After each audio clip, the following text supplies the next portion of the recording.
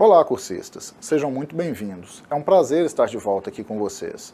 Eu sou o professor doutor Leonardo Finelli, psicólogo e pedagogo, e retomo com vocês a disciplina História da Educação Profissional e Tecnológica no Brasil, do curso de pós-graduação Lato Sensu em Docência na Educação Profissional e Tecnológica do Instituto Federal de Educação, Ciências e Tecnologias do Norte de Minas, IFN-MG.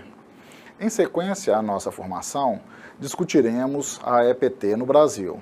Para tal, faremos um breve percurso histórico da legislação que autoriza e implementa a educação profissional tecnológica e, em seguida, avançaremos para uma discussão sobre como ela se apresenta em seu cenário atual. Solicito que durante as aulas vocês estejam munidos de papel e caneta para quando surgir alguma dúvida, vocês anotarem e depois postarem no nosso fórum Tira Dúvidas. Ok? Alguma dúvida? Então passemos à apresentação. Então, pensando no panorama histórico e perspectivas da EPT no Brasil, a gente tem que a legislação brasileira atual inclui a EPT em cursos de nível médio e pós-médio, direcionados para preparação para o trabalho, sejam eles no tipo integrado, que inclui a formação profissional no ensino médio em um curso único, concomitante, onde a gente vai ter 2 cursos acontecendo ao mesmo tempo, ou subsequente, onde a formação profissional ocorre após a conclusão do ensino médio, assim como cursos superiores de tecnologia e cursos de formação inicial. Na classificação internacional da Unesco, esse tipo de curso corresponde ao nível 4, então ele se situa entre o nível médio e o nível superior e, consequentemente, nós vamos ver que atualmente ele possibilita o avanço direto para o ensino superior, coisa que historicamente não aconteceu, né? Por uma época podia, outra época foi proibido e agora retornou essa possibilidade. Ele tem sido objeto de ações ao longo da história, especialmente a partir do início do século XX, quando a gente começa a se preocupar muito com a formação de profissionais para atuação no mercado de trabalho.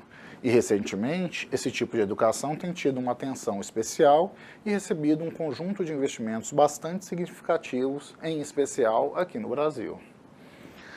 Em termos da literatura que nós estamos utilizando, se trata de um artigo que tinha os objetivos e metodologia de contextualizar a evolução do número de matrículas por tipologia de cursos na educação profissional e tecnológica, considerando também os dados e metas do Plano Nacional de Educação, considerava também a verificação das aproximações e discrepâncias entre as metas e os resultados obtidos nos cursos de EPT.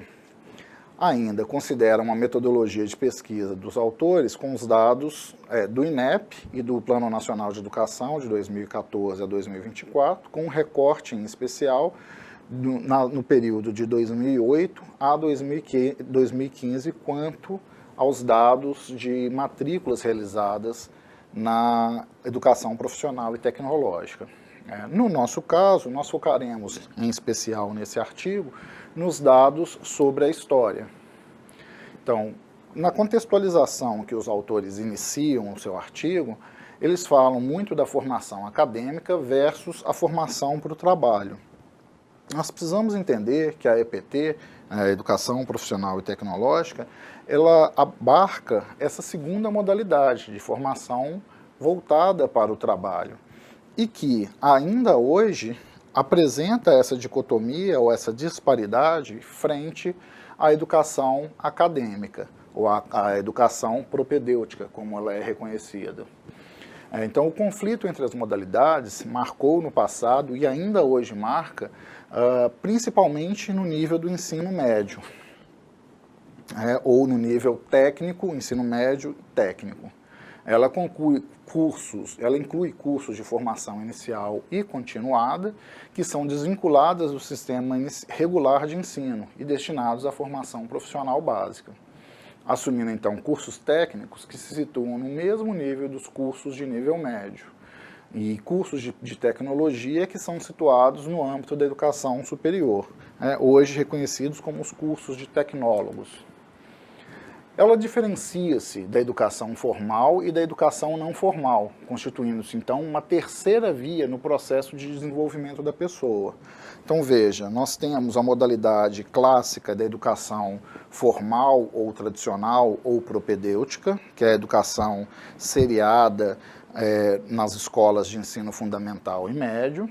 Nós temos também a noção da educação não formal, que acontece em espaços fora das salas de aulas, então elas não estão relacionadas ao ensino formal, consequentemente, elas não são reconhecidas enquanto tal, e a educação profissional e tecnológica passa a assumir aí uma terceira via de profissionalização ou uma terceira via de educação que assume uma perspectiva similar à formal, então tem um espaço de sala de aula, tem toda uma organização didática e pedagógica, mas não obstante, contempla também uma preparação para além da humanista para o mercado de trabalho. Então assume-se essa educação com uma forte base de ordem prática para preparar esse profissional para a inserção direta no mercado de trabalho.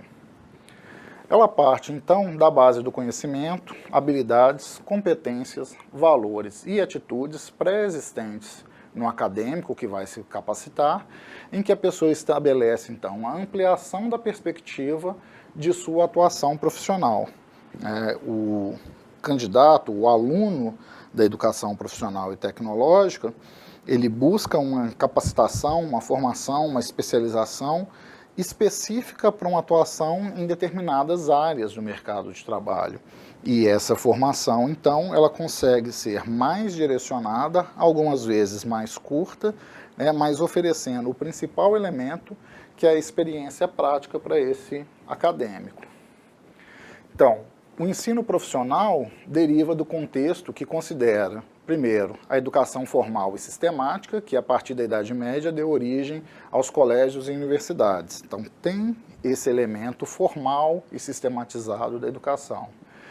E segundo, o ensino progressivo e não sistemático, ou pouco sistemático, destinado à aprendizagem de ofícios através de mestres e aprendizes, assim como também o ensino industrial. Ou seja, o ensino profissional assume em duas perspectivas que habilitam esse aluno tanto a dar sequência numa formação tradicional clássica, em termos, por exemplo, de progressão para o ensino superior ou para a pós-graduação, em função da sua formalidade, mas também assume uma perspectiva de inserção direta no mercado de trabalho, a partir desse elemento progressivo de capacitação para o ofício. A expressão educação profissional constava no artigo 39 da LDB de 1996, que foi integralmente alterado pela Lei 11.741, de 16 de julho de 2008, a qual incluiu a denominação educação profissional e tecnológica, e a integração de outros níveis de modalidade da educação. Então, anteriormente à LDB e anteriormente a essa resolução de 2008, para ser mais específico, essa lei de 2008, nós falávamos de educação profissional. A primeira LDB de 1961 já contemplava um pouquinho dessa ideia de educação profissional, que é mantida e restabelecida na segunda LDB de 1996 e, eventualmente, em 2008, avança para a denominação atual da educação profissional e tecnológica, a EPT, como nós estamos discutindo, onde também há uma progressão desse nível de educação que sai da discussão eminentemente de ensino médio para avançar para uma educação tecnológica, profissional e tecnológica, mantendo a ideia do nível médio, com cursos técnicos, cursos de tecnólogos, então uma formação intermediária, cursos de graduação e cursos de pós-graduação, como o nosso, por exemplo, que trabalhamos aí a docência, a formação em docência específica para atuação na educação profissional e tecnológica. Então, a gente avança dos cursos técnicos, agregando o termo tecnológico, e inclui cursos de graduação, algumas vezes de menor duração. como são conhecidos os cursos de tecnólogos. Então, os cursos de EPT são ofertados nos sistemas público e privado.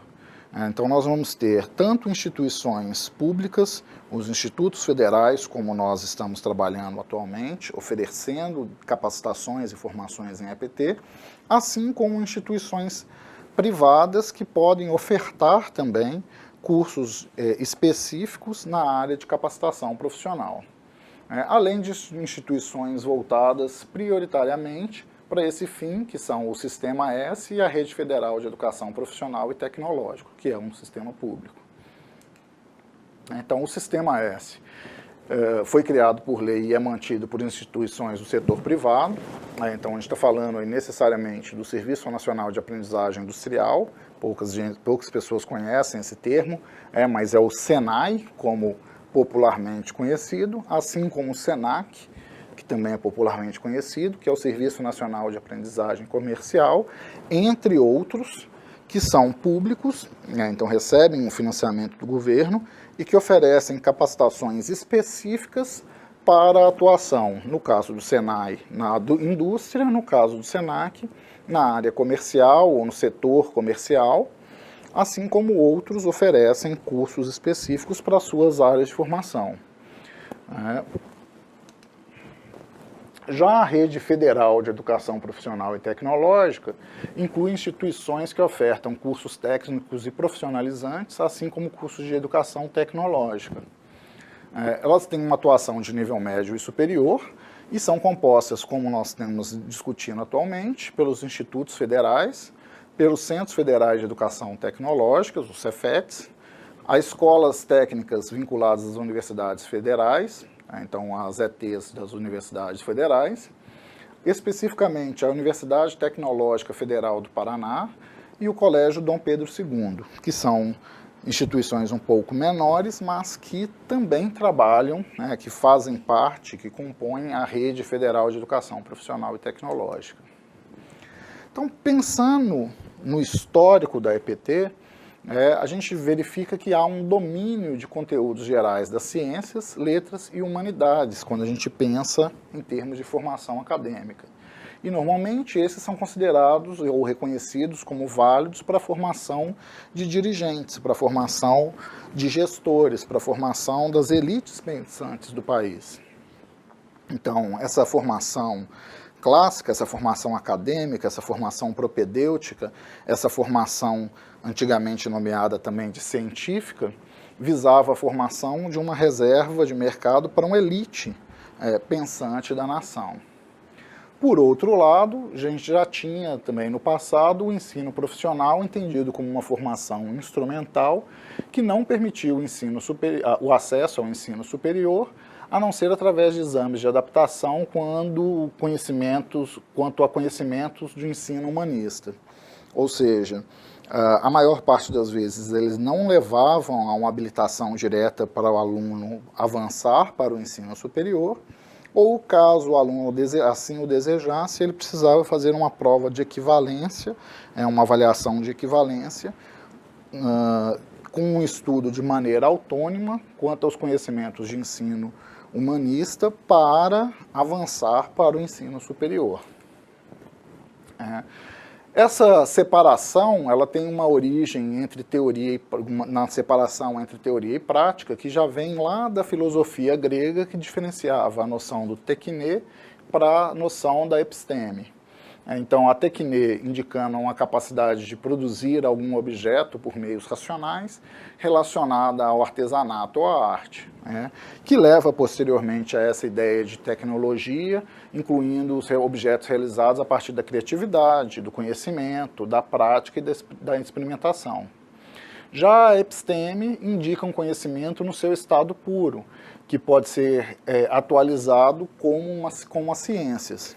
Então, a educação clássica, a educação propedêutica, a educação formal, ela trabalha dentro dessa lógica da episteme, com uma discussão epistemológica, o estudo da episteme, o estudo da formação do conhecimento e da ciência. Enquanto que nós discutimos atualmente a EPT, que deriva dessa lógica da tekne, né, onde os conhecimentos práticos se tornam importantes para a construção de novos conhecimentos. O Brasil tem um desenvolvimento dos processos de ensino que é tardio, decorrente de questões culturais e políticas, situando mais propriamente a partir do início do século XX. Bom, historicamente não é nenhum segredo a gente lembrar que o Brasil vem a ser descoberto nos idos de 1500 e, posteriormente, é reconhecido como uma colônia. Então a gente só vai pensar em termos de uma educação formal quando o Brasil adquire a sua independência, enquanto se forma como uma república, que a gente vai ter uma preocupação quanto a uma construção de um ideário de nação e, consequentemente, se preocupar em termos da formação educacional. Antes disso, enquanto colônia, os processos de educação, como vocês viram lá atrás com as aulas da professora Maria Clarice, traziam perspectivas do colonizador, ou traziam as questões da legislação propostas pelo colonizador. Então, quando a gente vai falar aí no Brasil como república, a partir do final do século XIX, é que começa a se pensar nesse ideário de nação e, consequentemente, na estruturação de um modelo educacional. Consequentemente, como a gente fala aí desse início de nação tardio, a preocupação com a educação também é uma preocupação tardia. Como eu falei mais cedo, a Lei 4.024 de 1961, que é reconhecida como a primeira LDB, Lei de Diretrizes e Bases, estruturou o sistema educacional de ensino em ensino primário, ensino de grau médio e educação de grau superior, sendo o ensino de grau médio dividido em primeiro ciclo, como ginasial, e segundo ciclo, o colegial, ou curso secundário, curso técnico, curso de formação de professores para ensino primário e pré-primário. Então, nós tínhamos uma dada estrutura educacional que efetivamente só veio a ser oficializada, só veio a ser formulada, só veio a ser regulamentada a partir de 1961. Mas espera aí, professor, antes disso não tinha escola, não tinha educação? Tinha, mas não existia esse tipo de regulamentação. Existiam algumas ideias e não existiam uma regulamentação formal para o estabelecimento desses diversos níveis. Somente a partir de 1961, com a primeira LDB, que a gente vai ter essa estruturação, essa formalização. Quanto ao ensino profissional, já previsto nessa primeira LDB, ela permitiu que as escolas ofertassem cursos do tipo técnicos integrados com a educação do ensino secundário.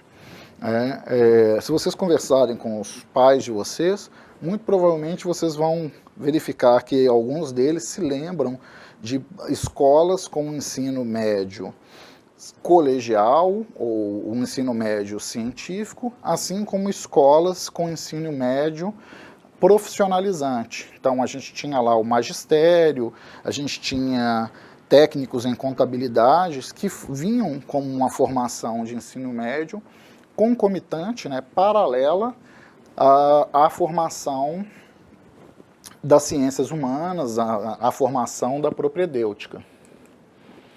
Então, esse ensino profissional permitia o acesso aos cursos superiores após o terceiro ano. O mais típico à época, e a gente está falando de 1960, 1970, até 1980, era que esses profissionais concluíssem, ou esses acadêmicos, melhor colocando, concluíssem o ensino médio e ingressassem no mercado de trabalho. Alguns deles ainda avançavam no seu processo de formação para o ensino superior, o que era muito mais difícil à época em função do reduzido número de vagas no ensino superior, primordialmente nas universidades públicas. Então, você tinha poucas vagas, poucas instituições, muitas delas centralizadas nos grandes centros, nas capitais, o que dificultava muito o acesso ao ensino superior para camadas mais populares.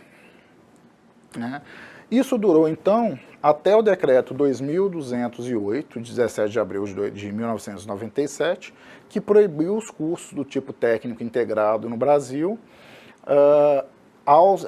de ensino médio, de avançar para o ensino superior.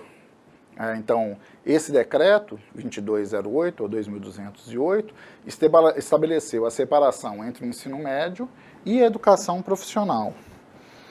Então, esse decreto, se a gente ficar atento às datas, que é de 97, ele é posterior à segunda LDB, que é de 96, que já vem falando do ensino profissional, que volta, ou que mantém o discurso sobre o ensino profissional.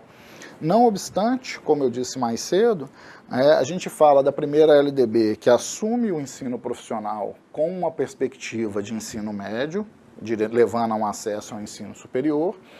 Na segunda LDB, mantém-se esse discurso, mas logo na sequência, no ano seguinte, a gente vai ter a separação do ensino médio e da educação profissional. Então, a gente vai passar a pensar na educação profissional como sequencial e não como uma formação de ensino médio que pode levar o estudante ao ensino superior. Ela vai ser muito mais uma complementação que prepara para o mercado de trabalho, caso o aluno já tenha um ensino médio, ou uma preparação para o mercado do trabalho, caso o aluno tenha meramente uma educação de ensino fundamental, mas que não o habilita a avançar para o ensino superior.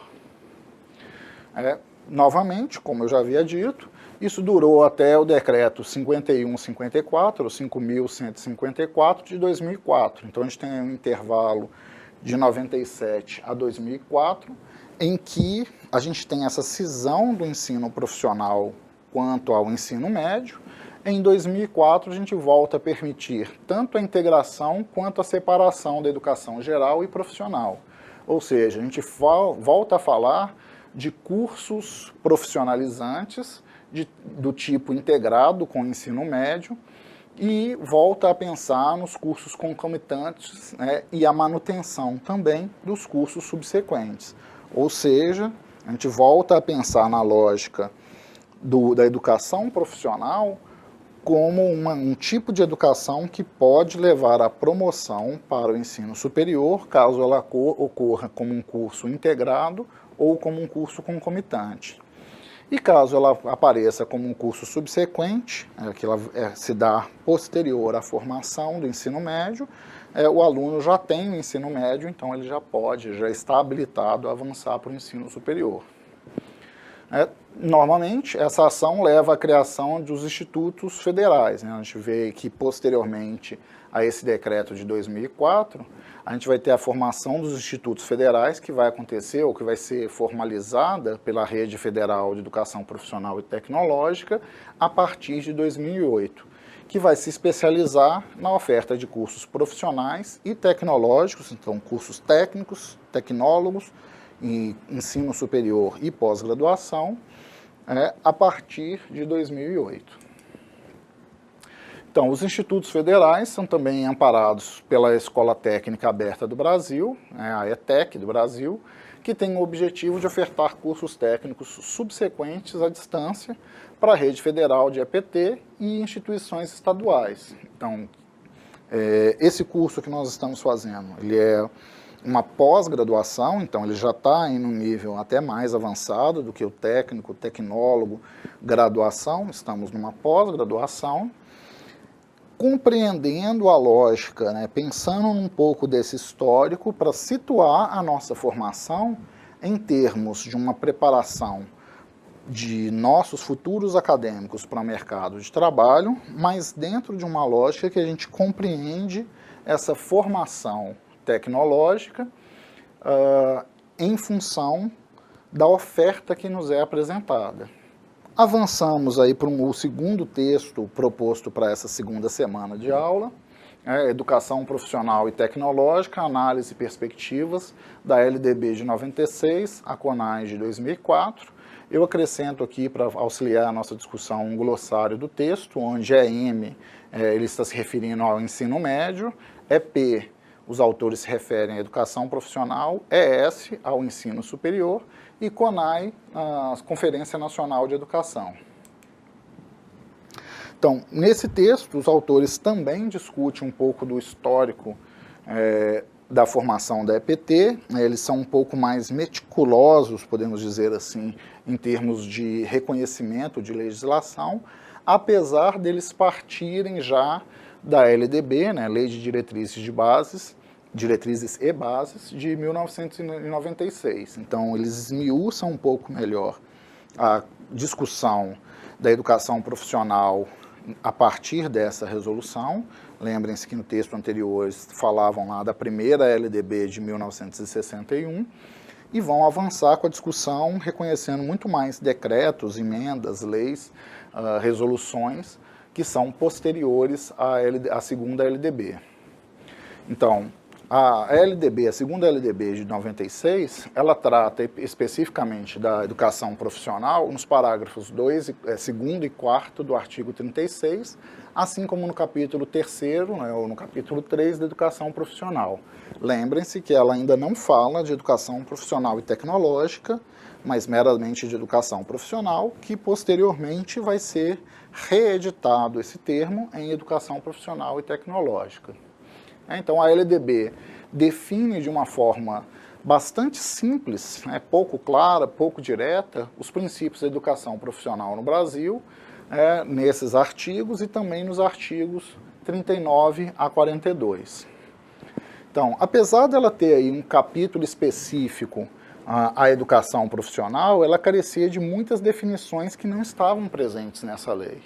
E a partir dessas definições pouco claras, elas foram sendo complementadas de forma definitiva por meio de legislações complementares, por meio de decretos, resoluções que são complementares à legislação em função da necessidade da sua aprovação no período do ano de 1996. Então, o contexto da educação profissional e tecnológica ele foi publicado um pouco melhor no decreto 2208, ou 2208, de 97, que definia de forma direta e objetiva o que não estava claro no texto da LDB. Então, por exemplo, esse decreto ele determinou os objetivos da educação profissional, suas formas de articulação, seus níveis de educação, diretrizes curriculares, formas de estruturação dos currículos e outros aspectos que não estavam previstos na legislação, apesar dele também ter criado essa cisão entre a educação profissional e a educação acadêmica, científica, regular do ensino médio. Então, esse decreto assume a EPT apenas de forma concomitante ou subsequente, extinguindo sua formação técnica integrada. Ou seja, o aluno pode fazer a educação formal, regular, científica, propedêutica, e disciplinas paralelas de uma formação técnica. Existem escolas que oferecem isso. Ou o aluno vai fazer a educação de ensino médio regular e, posteriormente, ele vai buscar uma formação profissional, que são os cursos subsequentes. Mas a formação integrada, onde já acontecia, por exemplo, nos antigos Cefetes, ou na modalidade mais antiga no Cefet, onde nós tínhamos o ensino técnico com a validade de ensino médio, então aconteciam as duas discussões em paralelo, mas parte da carga horária destinada à formação técnica deixa de existir a partir desse decreto. Por exemplo, lá nos antigos cursos que eu falei de magistério, nos antigos cursos de contabilidade, de ensino médio em contabilidade, eles deixam de existir porque passam a não ter mais essa validade quanto ao ensino médio. Precisavam, então, de ser cursos subsequentes.